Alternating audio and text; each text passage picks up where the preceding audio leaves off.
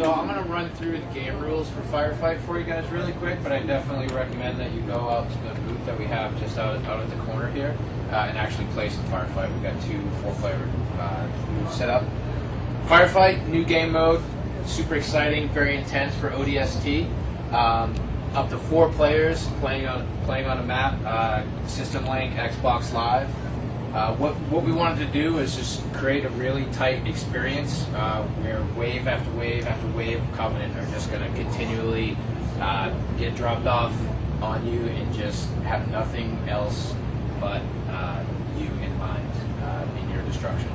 We'll run through the HUD real quick here. Up in the upper left, we have the number of lives that you have. Each team in Firefight shares from a common life pool, so if somebody dies, Joe or me, our lives are going to deplete. When we get down to 0, the game's going to be over. That's the only way for the game to end, is when you run out of lives. There's no set time limit, there's no maximum number of waves, rounds, or sets that you get to before the game ends. Right under the life counter is where we track the wave, round, or set that you're on. 5 waves per round, 3 rounds per set, and again, unlimited number of sets. One of the more interesting things we've done with the game rules, you see all the blue icons on the left, those are the skulls from Halo 2 and Halo 3. If you guys remember those, they modify the properties of the AI to dive from grenades better, get double health, get double shields. What we do with those is that as you progress through the sets, like we see here, Tough Luck turns on, different skulls will turn on, and different skull combinations will turn on until you progress far enough that all the skulls will be on for the remainder of the game, which is however long you can last.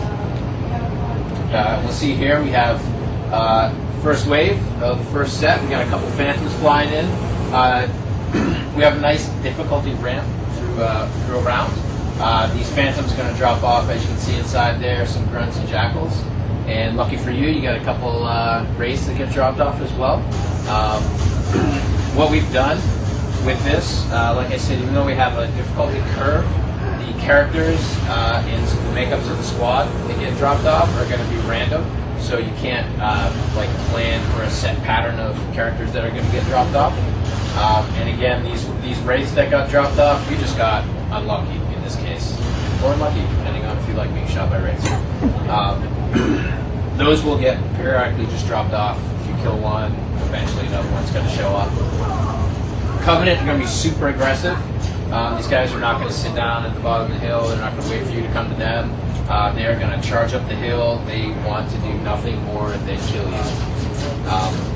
We've made some really cool improvements to campaign scoring that we take advantage of not only here in Firefight, but also in campaign scoring. In a campaign, you can turn scoring on and skulls as well. We've added a lot of new medals. We've sort of got feature medal parity with competitive multiplayer. So see right here, we just got an overkill, 4 kills in a row. So we got killing sprees, which are just kills between when you die, however many kills you get from that particular life. We got the multi-kills, assist medals, definitely great. Just a bunch of other stuff to fully flesh out the campaign scoring. So those are the basics for Firefight. Very simple game rules. You just pretty much have one objective: stay alive, score as many points as you can, and the Covenant are never going to stop coming. Just keep your eye on the city.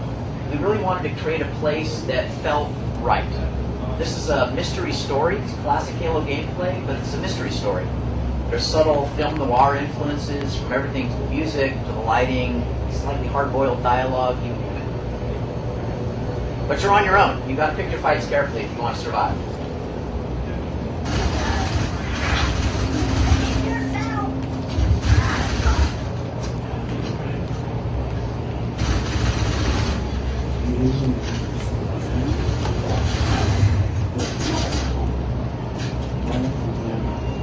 I'll push a little bit deeper here. Again, using the visor when you need to. There's no limit on it, no battery. Turn it on and off, however you want.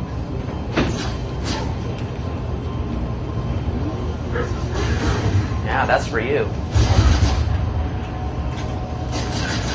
A couple squads have cornered me here.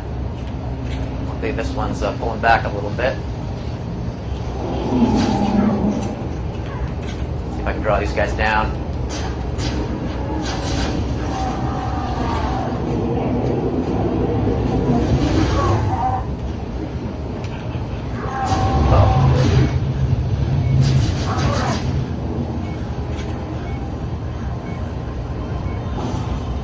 Now, before I mentioned that I was alone in the city, but that's not strictly true.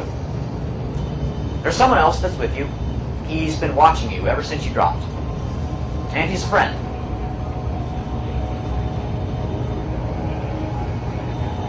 So if I turn my visor back on, I see an object that's useful.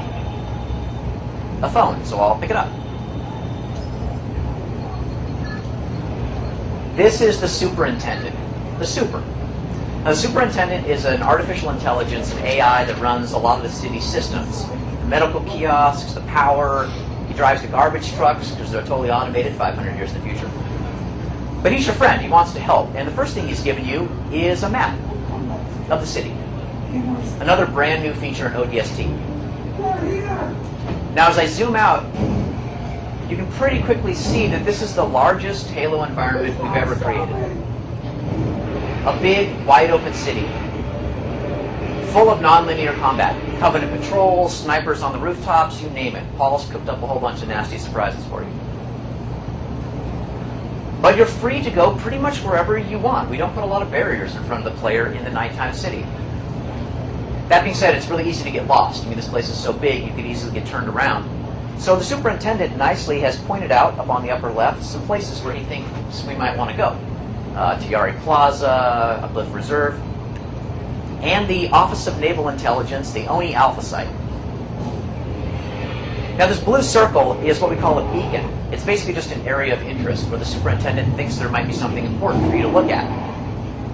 But that beacon is a good distance away from our current location. It'd be easy to get lost along the way, so you are also able to put down waypoints.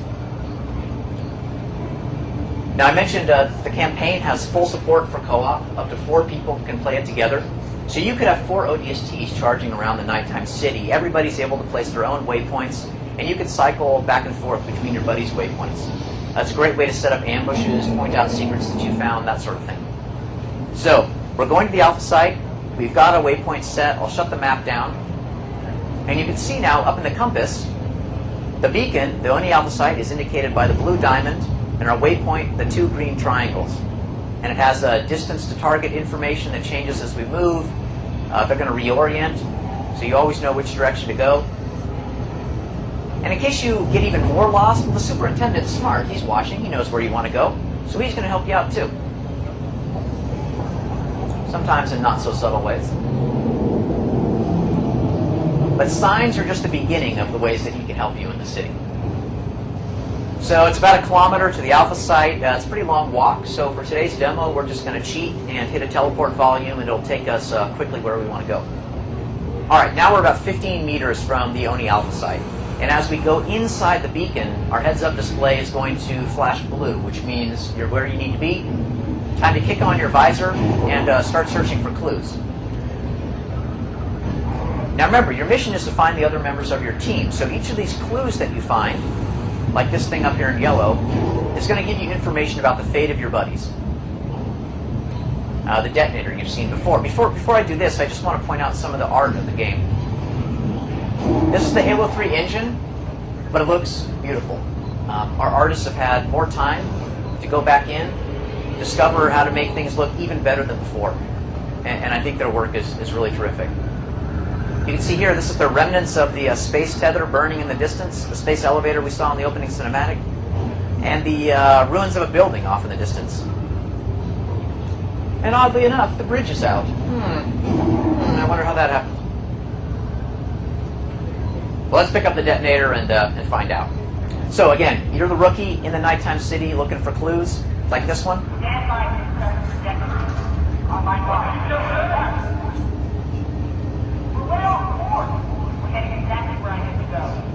And each clue will remind you of a member of your team. In this case, Dutch, the red-haired guy with the skull and crossbones on his chest that gave you the SMG in the opening cinematic. That's Dutch. And throughout the game, you'll flash back to other ODSTs in your squad too.